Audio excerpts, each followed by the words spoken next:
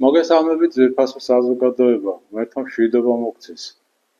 დღეს ვისაუბრებთ მრისხანების ვნების შესახებ, ის ერთ-ერთი ყველაზე გავრცობილი ვნება გახლავთ ადამიანის ცხოვრებაში, ხშირად მას არ ექცევა სათანადო ყურადღება, თითქოს და არაფერი ისეთი ამ დროს არ ხდება, მაგრამ არსი მისი მეტად მძიმეა და შეიძლება იმდენად მძიმეც იყოს, რომ ადამიანის სიკვდილითაც კი და ლიკვიდაციით დასრულდეს. ასე რომ ეს ვნება ეტაპობრივად ვითარდება ადამიანის ცხოვრებაში და მას რა თქმა უნდა მის განვითარებას გააჩნია გარკვეული მიზეზებიც. პირველი, როგორც მამები ამბობენ, ეს არის სურვილისა და შესაძლებლობების შეუსაბამობა. რა იგულისხმება ახლა ამაში?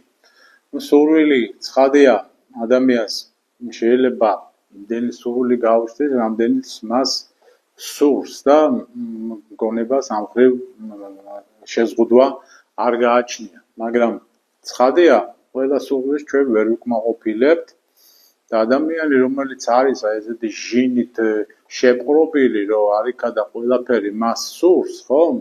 აქედან გამომდინარე შესაძლებლობებიც თუ არ ემთხვევა ამ სურვილებს, ცხადია იწყება ეს მრისხანების ვნება, რასაც ქვია, იმიტომ რომ ადამიანი ხდება უკვე გამოსული, ასე ვთქვათ, წყობიდან, იმის გამო სწორედ რომ მისი სურვილები არ კმაყოფილდება. ეს რა თქმა უნდა მძიმე დაღია ადამიანის ცხოვრებაში და მაგრამ რა უნდა ქნას, როცა სურს და არ აქვს. ცხადია, აქ საჭიროა მოგზალება და ამის საპირისპირო ცნებას ვიტყვით, რომ თავშეკავება, მცირეოდენით დაკმაყოფილება და საერთოდ აი ამითი რაც ნაკლები ვთქვათ სურვილები ამ კუთხით გვიჩნდება, მით ნაკლები პრეტენზიები გვაქვს და ნაკლებია შესაბამისად მრისხანების ვნების გამომწვევი, ასე იგი, მიზეზებიც. მეორე, ეს არის სიამაყე, ძამპარტავნება, დიდების მოყარეობა.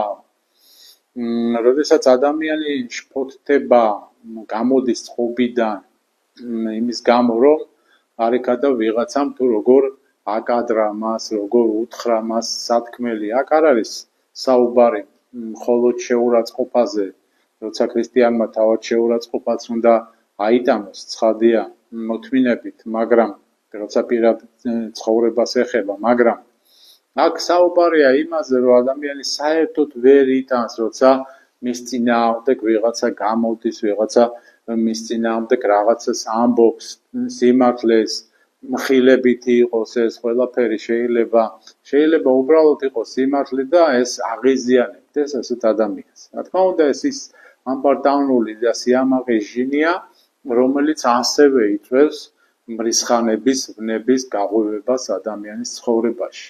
ჩვენ როცა ვსაუბრობთ ინდივიდუალურ პიროვნებაზე, ხო, აქ რა თქმა უნდა შეიძლება მოვიაზროთ ასევე გუნდურათაც, ჯგუფურათაც და შეიძლება სახელმწიფოებრივათაც მოაზროვნე, ვთქვათ, კატეგორიები, როცა ვთქვათ, ერთი სახელმწიფო მეორეს ებრძვის და აი ეს თვისებები, რაზეც ჩვენ ვსაუბრობთ ახლა, ხო, აი ეს დიდების მოყარეობა, რომ ერთი ჭაგრავს მეორეს, ეს ტიპაჟი, რომ ერთს აქვს იმის სურვილი, რომ გაანადგუროს მეორე და ასე შემდეგ, რა თქმა უნდა, ეს ყველაფერი შეიძლება იყოს როგორც ინდივიდუალური ადამიანის ცხოვრებაში, ასევე ასე ვთქვათ, ჯგუფური და სახელმწიფოებრივი მიდგომაც კი, როცა ერთი ჭაგრავს მეორეს ან ავლენს აი ამ მრისხანების ვნებას და შეიძლება ვერც გამოუვიდეს დაჩაგვრად, მაგრამ ფაქტია, რომ ეს ვნება ღვივის და აქვს მას დიდი პოტენციალი ამ დროს.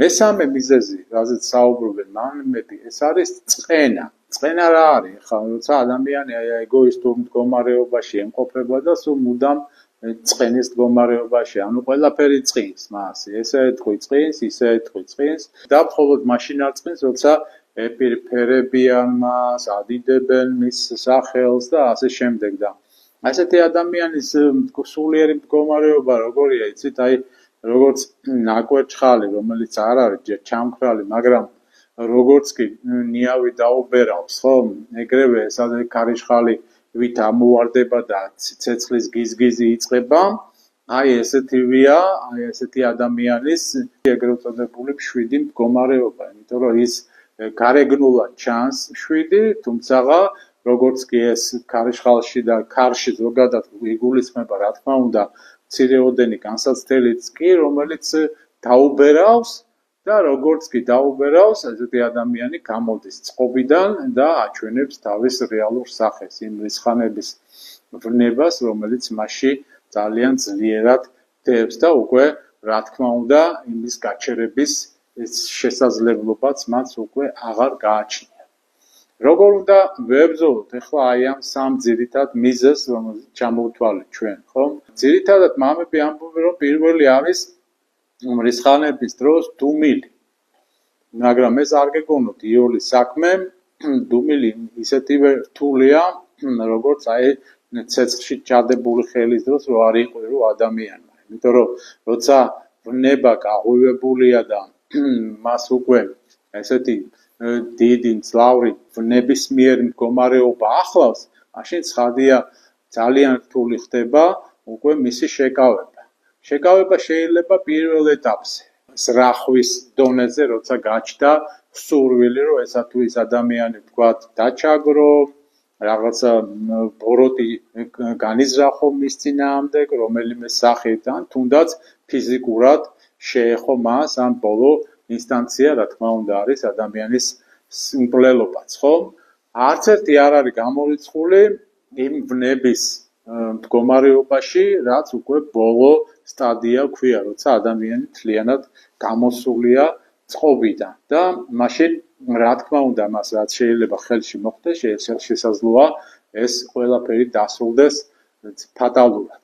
თუმცა თუ გვინდა ჩვენ რომ აი ეს ვნება ავიცილოთ თავიდან, როგორც გითხარით, პირველ ყოვლისა საჭიროა დუმილი, ანუ არაფრის თქმა, თავის შეკავება, გაექცე იმ სიტუაციას, რომელშიც არის ეს რეალურად ეს განსაცდელი დაშვებული, პირველი რაც უნდა გააკეთო ეს არის. იმიტომ რომ როცა ჩვენ აი ამ გაღიზიანების დროს ვამბობთ რაიმე სიტყვას, ხო, ეს ამ სიტყვას ძალიან დიდი ფასი ედება, იმდენად დიდი, რომ ადამიანი შეიძლება მეორე ადამიანს, რომელსაც ამას ეუბნები, იმ წუთას მტრად მოგეჩვენოს, მაგრამ სინამდვილეში შემდეგ დიდი სანანებელიც გაჩნდეს და გაგიხდეს და მაგრამ უკვე ვეღარც კი მოახერხო ის, იმიტომ რომ ერთ სიტყვა შეუძლია ადამიანის მოკლაც კი, ამბობენ წმინდა მამები, ამიტომ პოტენციური მკვლელი ადამიანი აი ამ რისხანების დროსაც ხდება და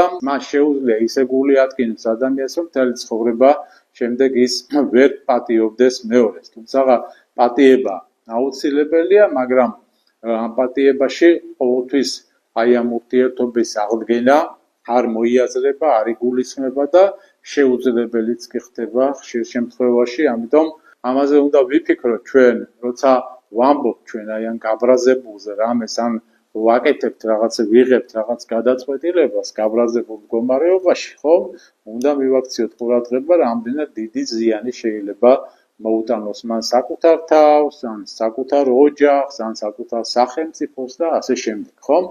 აი ეს არის ის ძირითადი, რა თქმა უნდა, პირველი ეტაპი, როცა დუმილით ჩვენ შევიკავებთ თავს და აი ამის განვითარების საშუალებას არ მივცემთ, რაც ჩამოვთვალეთ და შემდეგ, რა თქმა უნდა, ადამიანმა უნდა დაიწყოს გულხურვალე ლოცვა, რომლითაც ადამიანი შემდეგ სულიწმიდის მადლით შეძლებს დამშვიდებასაც და უკვე საღად სწორად დამშვიდებულ მდგომარეობაში საფასუხო, ასე იგი, სიტყვის თქმასაც, რეაგირებასაც და ზოგადად ცხოვრებას, რომელიც გაცილებით უფრო მომგებიანი იქნება, ვიდრე ის, რომ ანიკადა მე სიმართლე ვთქვი და ეს ასე იყო და ეს უეჭველი ასეა და არ არის ყველა სიმართლე თუ ჩვენ შევხედავთ ამას საეკლესიო გაგებით, ხო?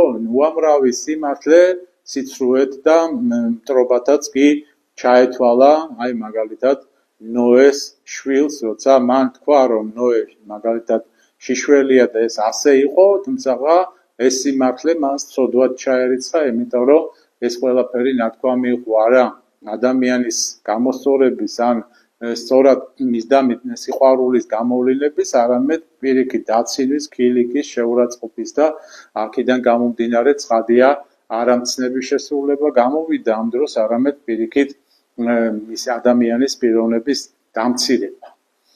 ანუ თავარი ფაქტორი ახლა ჩვენ თუ შევაჯამებთ აი ამ სათქმელს, რასაც მრისხანების ვნება ქვია, თავარი გამოდის ის, რომ ადამიანი უნდა იყოს აქცენტირებული შინაგან ცხოვრებაზე. სულიერი ცხოვრება პირველ ყოვლისა ადამიანისგან მოითხოვს მოთმინებას.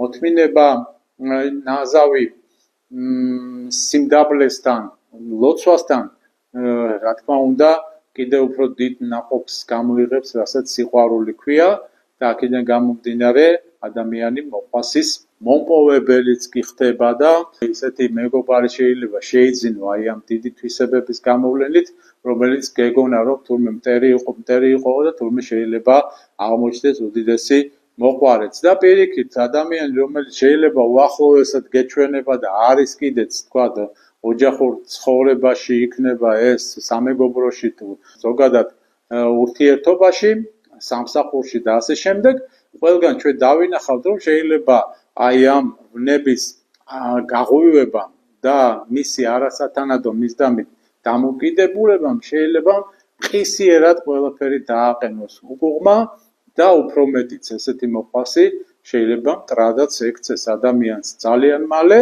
და შეუვალი ესეთი სიტუაციიდან გამომდინარე აღმოჩნდეს ისე რომ მოყვასის მაგივრად მტერთან მქონდეს საქმე. რა არის ამისგან გამოსავალი?